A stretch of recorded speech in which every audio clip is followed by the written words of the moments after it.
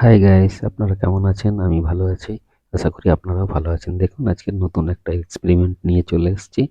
এখানে আমরা একটা বোতল নিয়েছি, কাঁচের বোতল, এবং তাতে একটা সুতলি দড়ি সুন্দর করে পেঁচিয়ে বেঁধে নিয়েছি টাইট করে। এই যে দেখতে পাচ্ছেন, যে টাইট করে না বাঁধলে কিন্তু আমাদের এই এক্সপেরিমেন্ট হবে না। আর এই যে দেখতে পাচ্ছেন, এটা হচ্ছে পেট্রোলটা ওই বাঁধার দড়ির উপরে আস্তে আস্তে আমরা দেবো। এখানে আমি একটা ড্রপার ইউজ করেছি, এবং ড্রপারের সাহায্যে যাতে পেট্রোল নষ্ট না হয় তার জন্য ড্রপার ব্যবহার করেছি। দেখুন, আস্তে আস্তে করে সুন্দর করে সাবধানে দিতে হবে, এবং দড়িতে দেখবেন ধীরে ধীরে ধীরে ধীরে ভিজে যাবে। যেহেতু 2-3টে লেয়ার পড়ে গেছে সুতলি দড়ির, সেই জন্য ভিজতে একটু সময় লাগবে। ওই জন্য সাবধানে আপনাদেরকে দিতে হবে, এবং এই পরীক্ষাটা আপনারা নিজেরাও করতে পারবেন।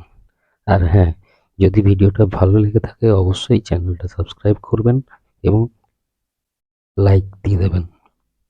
পুরোটা দেখুন, ভালো লাগবে। কেন কি এইসব সায়েন্সের এক্সপেরিমেন্ট কোনো ছুরি কাঁচি ছাড়াই কিন্তু আমরা বোতলটাকে সমান করে সুন্দর করে কেটে গ্লাস তৈরি করব।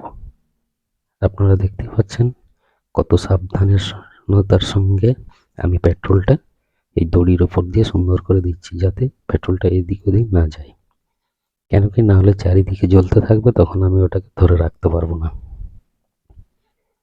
সুন্দর করে দেখেছেন, ঘুরিয়ে ঘুরিয়ে ভালো করে সুতলি দড়িটাকে ভিজিয়ে নিচ্ছি পেট্রোল দিয়ে, এবং তাতে আমরা ম্যাচিসের সাহায্যে ওতে আগুন ধরিয়ে দেব।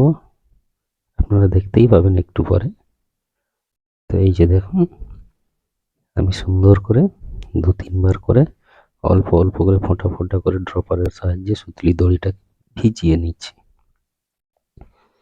দেখতেই পাচ্ছেন, এই যে ঘুরিয়ে ঘুরিয়ে আমি ভিজিয়ে নিচ্ছি। দেখুন দেখুন, এইভাবে আপনারাও বাড়িতে টেস্ট করতে পারবেন। এইভাবে পেট্রোলটাকে সাইডে রেখে দিলাম একটু দূরে, এবং ম্যাচিসের সাহায্যে এবারে আগুন ধরিয়ে দেবো। দেখুন কিভাবে জ্বলে ওঠে।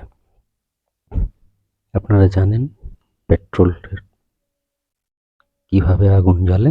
এই যে দেখুন, দাও দাও করে জ্বলছে, কত ধোঁয়া। দেখুন, 2 হাতে ধরে এরকম ভাবে সমানে আস্তে আস্তে করে ঘোরাতে হবে, যাতে কি বোতলটা চারিদিকে যেন সমান তাপ পায়। আজকের এখানে একটু বাতাস বইছে, ওই কারণে দেখুন আগুনটা এদিক ওদিক ছিত্রিয়ে জ্বলছে। দাও দাও করে পুরোটাই, যে দেখুন ধরে রাখতে পারছি না, ওই জন্য রেখে দিলাম নিচে। রেখে তবুও ধীরে ধীরে করে ঘোরানোর চেষ্টা করছি। দেখুন সমানভাবে যাতে তাপটা পাই। আপনারা দেখতেই পাচ্ছেন। তো আপনারা যদি ট্রাই করেন, তো খুব সাবধানতার সঙ্গে করতে হবে, কেন কি এতে বিপদও ঘটতে পারে। কিন্তু তবু আপনারা পারবেন। দেখুন, শিখে নিন। এই যে এইরকমভাবে ঘুরিয়ে ঘুরিয়ে ভালো করে সমানভাবে তাপ যাতে পড়ে। আর এই যে দেখতে পাচ্ছেন একটা টিনের বাক্স, রঙের বাক্স, ডিব্বা, তাতে আমি ঠান্ডা জল রেখেছি। এটা পুরোটা